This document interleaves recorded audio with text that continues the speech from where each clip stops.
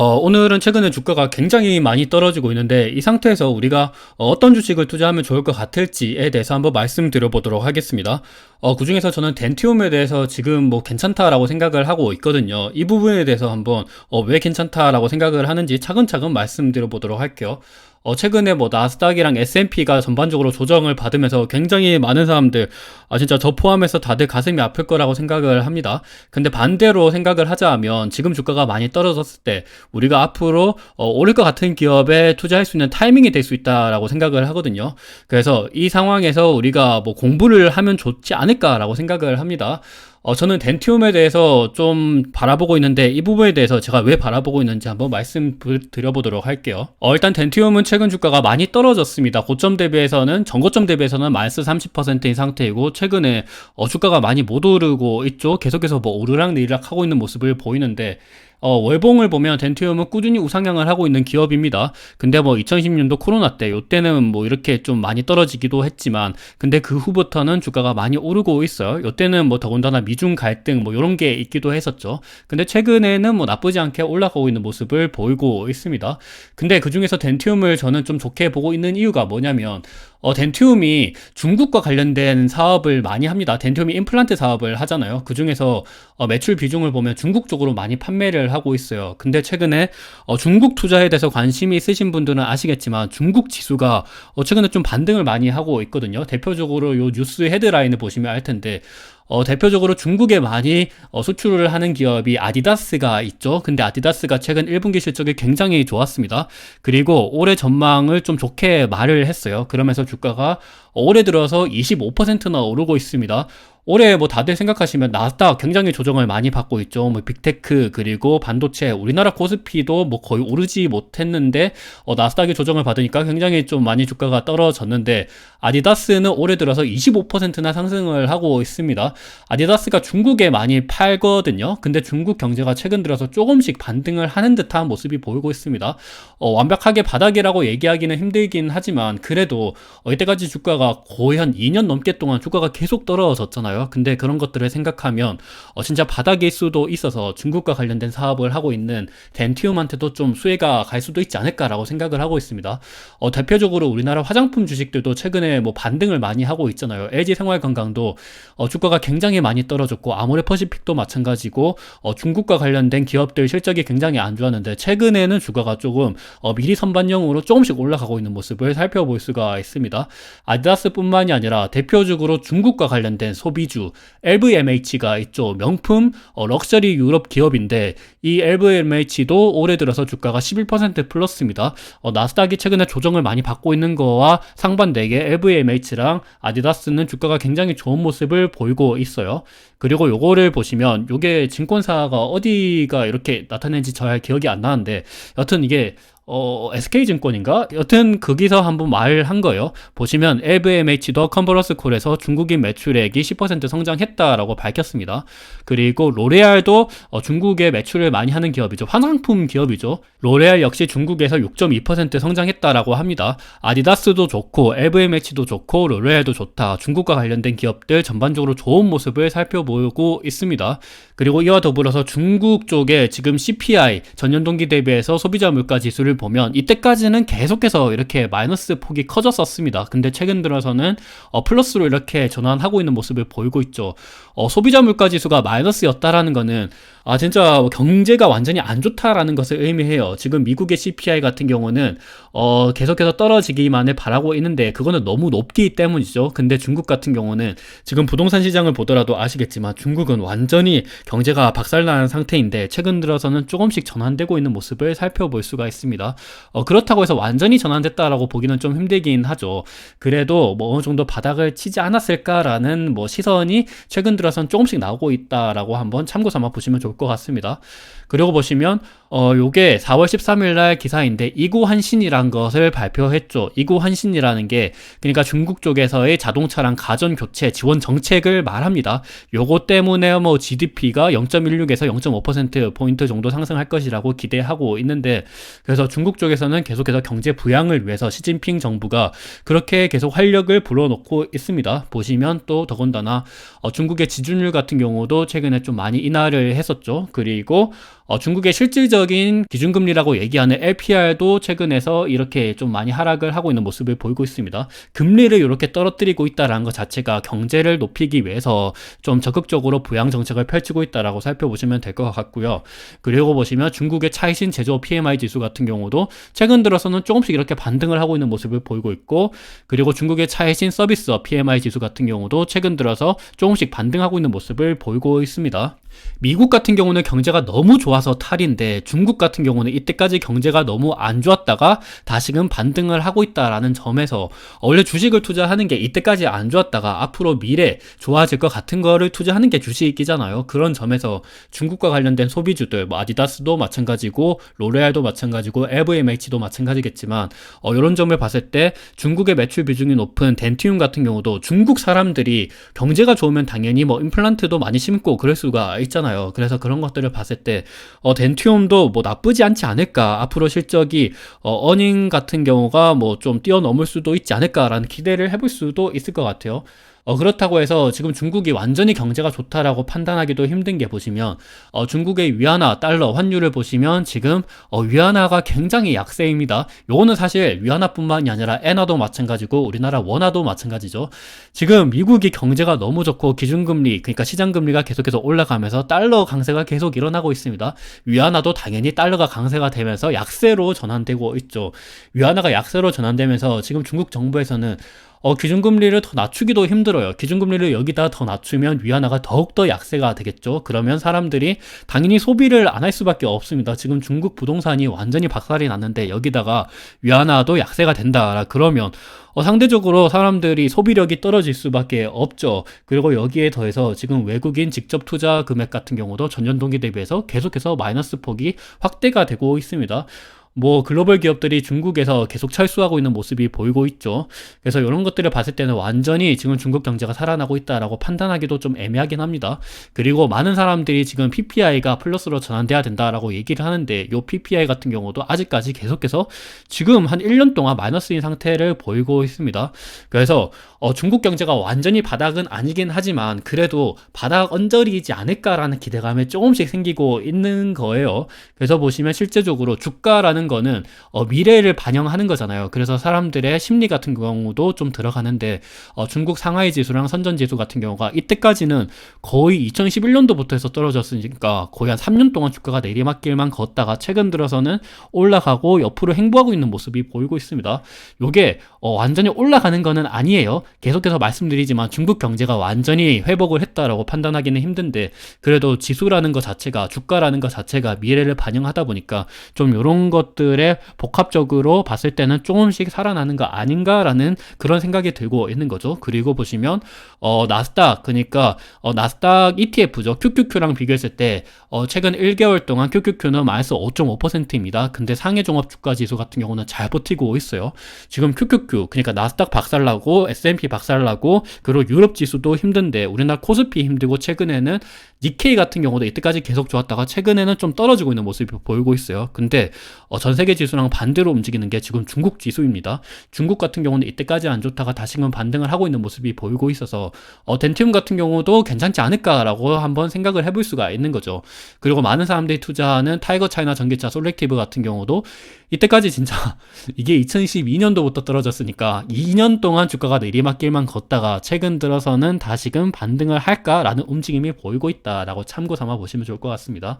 그래서 이제 본격적으로 말씀드려보면 중국의 임플란트 시장 점유율 같은 경우가 지금 1등이 오스템 임플란트입니다. 그리고 2등이 덴티움이에요. 그리고 3등이 스위스 기업이죠. 스트라만. 그리고 4등이 다나허입니다. 그리고 5등이 덴치플라이예요. 근데 요 중에서 오스템 임플란트는 이미 상장 폐지가 됐죠. 그래서 실질적으로 보면 중국 임플란트 시장 점유율 1등은 덴티움입니다. 우리가 투자할 수 있는 것 중에서 말이에요.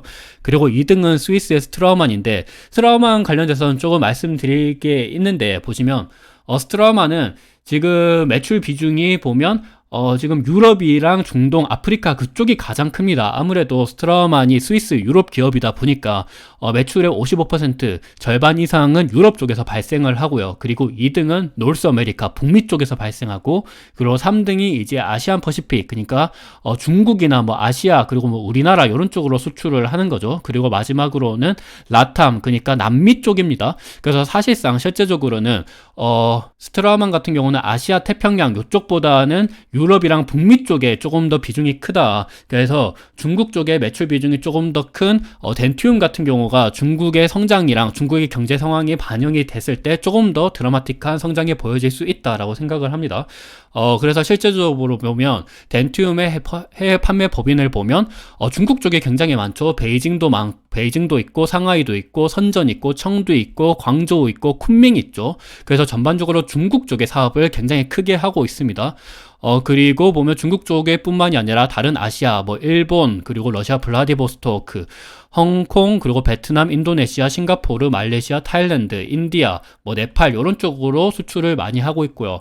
그리고 뭐 유럽 쪽에도 수출을 많이 하고 있는데, 유럽은 사실상 스트라우만이 좀 많이 잡고 있습니다. 그리고 미국도 스트라우만이 잘하고 있죠. 근데 중국 쪽으로 잘하고 있는 기업이 바로 덴티움입니다. 그래서 중국의 경제가 좀 좋아진다라 그러면, 사람들의 소비력이 높아진다라 그러면 중국과 관련된 지금 뭐 화장품 기업들 많이 올랐잖아요. 근데 상대적으로 좀 많이 못 오른 기업이 덴티움이어서 이런 것들을 한번 참고 삼아 보시면 좋지 않을까라고 생각을 하고 있습니다. 그리고 덴티움의 IR 자료를 보더라도 이런 이야기를 하고 있어요. 중국 시장 내 MS 확대를 통한 지속적인 성장이라고 얘기합니다. 그래서 IR 자료에서 이렇게 얘기하는 거 많지, 중국에 대해서 굉장히 좀 중요하게 생각을 하고 있다. 고성장 중인 중국 시장, 그러니까 연간 평균 8% 정도 성장률이 예측이 된다라고 얘기를 하고 있고, 그리고 보면 2010년도부터 해서 2023년도까지 중화권 지역 매출액이 계속해서 올라가고 있는 모습을 보이고 있습니다. 그래서 중국 상황이 좋아지면 덴티움도 좀 좋아지지 않을까라고 예상을 해볼 수 있는 거고, 그리고 덴티움의 연간 실적을 보시면 계속해서 실적이 올라가고 있는 모습을 보이고 있고, 최근 들어서는 뭐 로켓 쏘듯이 굉장히 가파르게 오르고 있는 모습을 보이고 있습니다. 그리고 덴티움의 앞으로의 영업이 전망치를 보시더라도 2024년도, 2025년도, 2026년도 계속해서 증가할 것이라고 생각이 들고 있고, 요거는 전년 동기 대비해서 13%, 15%, 20% 점점 더 이렇게 올라가고 있는 모습을 살펴볼 수가 있습니다. 근데 우리가 덴티움이 좋다고 해서 덴티움의 자료만 보고 투자를 하면 안 됩니다. 요거는 덴티움뿐만이 아니라 다른 기업을 투자할 때도 마찬가지겠지만 글로벌 피어 그룹들이랑 비교를 해봐야 돼요. 요 기업들이랑 대비해서 이게 주가가 싼지, 영업이익률은 얼마나 나오는지, 그리고 시장의 점유율 어떻게 되는지 이거를 무조건 비교를 하셔야 돼요. 근데 앞서 보셨다시피 오스템 임플란트는 이미 상장 폐지가 됐죠. 그래서 실제적으로는 보시면 덴티움은 스트라우만이랑 다나허랑 덴치플라이랑 비교를 하셔야 됩니다. 글로벌 치과용 임플란트 시장 점유율이 덴티움 같은 경우는 5%밖에 안 되는데, 근데 오스템 임플란트는 8%인데 얘는 이미 상장 폐지가 됐죠. 그래서 우리가 실제적으로 투자할 수 있는 곳은 덴티움, 스트라우만, 다나허, 그리고 덴치플라이인데, 사실 다나허랑 덴치플라이 같은 경우는 조금 제외를 하셔야 된다라고 생각을 해요. 왜냐하면 얘네들 같은 경우는 최근 실적이 좀 안 좋아요. 다나허 같은 경우는 사실 다나허가 임플란트 기업이라고 보기에는 좀 애매한 게, 다나허 밑에 이제 엠비스타라는 자회사가 있거든요. 근데 엠비스타가 이제 분할이 됐죠. 그래서 다나허 같은 경우는 바이오 기업이라고 보셔야 돼요. 그래서 임플란트뿐만이 아니라 여러 가지 사업을 하고 있는데, 그리고 엠비스타 실적을 보더라도 작년도는 적자였습니다. 그리고 최근에 실적이 좀 별로 안 좋아요. 덴치플라이 같은 경우도 실적이 좀 오락가락하고 있는 모습이 보이고 있고, 주가도 굉장히 이 두 개 같은 경우는 많이 떨어졌습니다.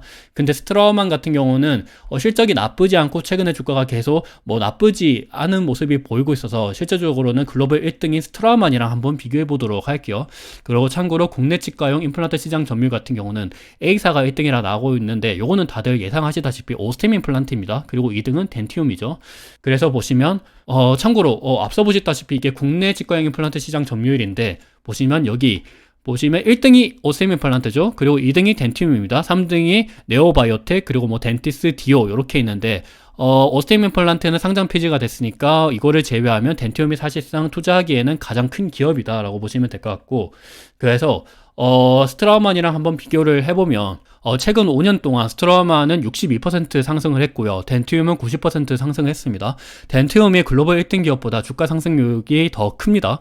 근데 사실 스트라우만은 이때 주가가 굉장히 많이 올랐어요. 근데 오른 만큼 굉장히 또 많이 떨어지기도 했는 게 실적이 좀 오락가락한 모습이 보이고 있고, 최근에는 오히려 역성장하고 있는 모습이 보이고 있거든요. 그래서 최근에는 덴티움이 오히려 조금 더 주가 방어가 좋은 모습을 보이고 있다라고 한번 살펴보시면 좋을 것 같고, 스트라우만의 실적을 보시면 2010년도부터 해서 실적이 그래도 꾸준히 올라가고 있는 모습이 보이고 있는데, 최근에는 조금씩 이렇게 둔화되고 있는 모습이 보이고 있습니다. 그리고 분기 실적을 보면 2013년도 3월달 그때 1분기에 156, 근데 이게 옆으로 횡보하다가 오히려 떨어지고 이렇게 뭐 오락가락한 모습이 보이고 있고, 또 역성장하고 있는 모습이 보이고 있죠. 그리고 영업이익률도 25%입니다. 근데 이 스트라우만이랑 비교했을 때 덴티움 같은 경우는 일단 영업이익률이 더 높아요. 34%. 그리고 이번 1분기는 31%라고 예상이 되고 있고, 높을 때는 44% 정도였습니다. 그래서 그리고 영업이익을 보더라도 계속해서 올라가고 있는 모습이 보이고 있죠. 스트라우만 같은 경우는 조금 막 둔화하고 있는 모습이 보이고 있는데, 덴티움은 잘 올라가고 있습니다. 그래서 이런 것들을 봤을 때 덴티움이 나쁘지 않지 않을까라고 생각을 하는 거죠. 그리고 이렇게 차트를 보더라도 잘 올라가고 있고 12%, 15%, 20% 상승할 것이다 라고 예측을 하고 있는 만큼 굉장히 뭐 나쁘지 않은 사업을 하고 있다라고 생각이 들고 있어요. 그리고 PER을 보더라도 12배, 13배, 그리고 뭐 15배 정도 수준인데, 2014년도 올해 1분기 같은 경우는 72배라고 나와 있는데, 요거는 단기 순이익이 갑자기 이렇게 떨어지기 때문에 일시적으로 나타난 결과인 것 같아요. 근데 연간 PER을 보면 거의 한 12배, 15배 요 정도 선에서 움직입니다. 근데 스트라우만 같은 경우는 PER이 지금 보면 89배, 90배입니다. 요거도 일시적으로 좀 높아지긴 했는데, 작년도 실적으로 따져보더라도 한 55배, 60배 요 정도 나오더라고요. 그래서 사실상 PER을 비교했을 때는 덴티움 같은 경우가 확실히 투자하기 매력적이다. 영업이익률도 높고, 그리고 영업이익도 계속해서 올라가고 있고, 최근에는 중국의 경제 상황이 조금씩 다시금 살아나고 있는 모습을 보이다 보니까 덴티움 같은 경우 우리가 한번 눈여겨볼 수 있지 않을까라고 생각을 합니다. 근데 스트라우만 같은 경우가 주가가 굉장히 많이 오르고 있어요. 근데 사실상 이때 거의 반토막이 나기도 했죠. 근데 꾸준히 올라가고 있습니다. 근데 덴티움도 꾸준히 올라가고 있는 거는 마찬가지입니다. 그래서 스트라우만이 무조건 좋다라고 얘기하기도 좀 힘들긴 해요. 근데 참고로 스트라우만 같은 경우는 굉장히 큰 기업이에요. 보시면 이거는 스위스 기업이어서 스위스 프랑으로 나타내고 있는데, 요게 220억 스위스 프랑이잖아요. 요게 하나로 따져보면 한 33조 정도 나오는 기업이거든요. 굉장히 시가총액이 큰 기업이죠. 그래서 사실상 덴티움이 조금 더 작은 기업이긴 한데, 최근에 사업 환경을 보면 덴티움도 확실히 잘하고 있다라고 생각이 들고 있습니다. 그리고 요거는 참고 삼아, 이게 임플란트 사업이라는 거는 저는 장기적으로 봤을 때 앞으로 성장할 것이라고 생각을 하거든요. 왜냐하면 고령화는 계속해서 되잖아요. 우리나라 인구가 줄어든다라고 얘기를 하는데, 그래도 인구가 줄어드는 거지 고령화 인구는 늘어나거든요. 그래서 글로벌 60세 이상 인구수 추이를 보면 앞으로 꾸준히 30년, 40년, 50년 계속해서 늘어날 겁니다. 왜냐하면 바이오 기술이 개발될수록 사람들의 평균 수명은 늘어나겠죠. 그래서 이런 것들을 봤을 때는 임플란트를 심을 가능성은, 그러니까 시장 환경 자체는 긍정적이지 않나라는 생각을 하고 있습니다.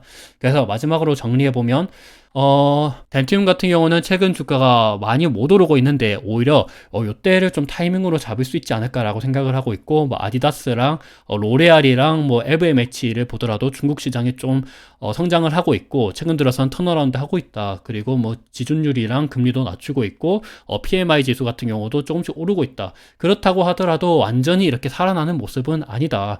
하지만 뭐 지수를 보면 앞으로 미래를 반영하기 때문에 최근 들어서는 나쁘지 않은 모습을 보이고 있고, 그리고 결정적으로 스트라우만이랑 비교했을 때 괜찮다. 덴티움이 영업이익률도 나쁘지 않고 영업이익 상승 추이도 괜찮다. 그래서 중국 상황이 괜찮아지면 덴티움도 괜찮지 않을까라는 생각을 다시 말씀드리면서 오늘 영상을 마무리하도록 하겠습니다. 감사합니다.